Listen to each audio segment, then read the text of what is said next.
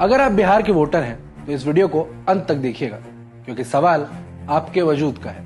बिहार में विधानसभा चुनाव होने वाले हैं। बिहार की जनता बरसों के कुशासन राज से तंग आ चुकी है और प्रधान प्रचारक की रैलियों का हाल देखकर रामाधीर सिंह कह रहे हैं कि तुमसे ना हो पाएगा।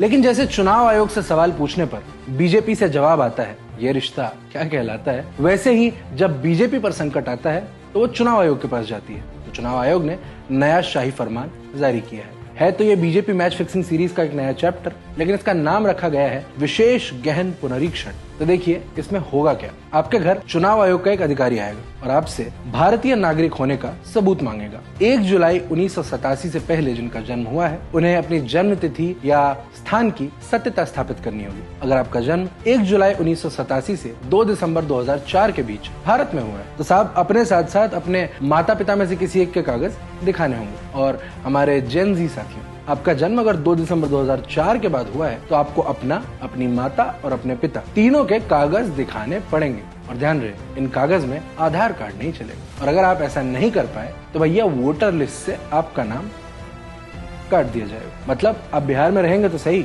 लेकिन वोट नहीं दे पाएंगे। ऐसे तो पिछले साल हुए लोकसभा चुनाव को भी नल एंड वॉइड घोषित कर दीजिए, क्योंकि यही बात वहां भी तो लागू होती है।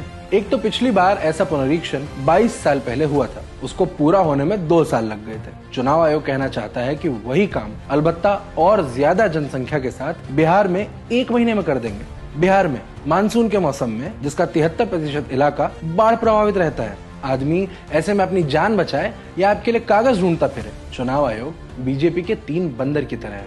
फर्क सिर्फ इतना है कि वो न सच देखते हैं, न सच सुनते हैं और न सच बोलते हैं।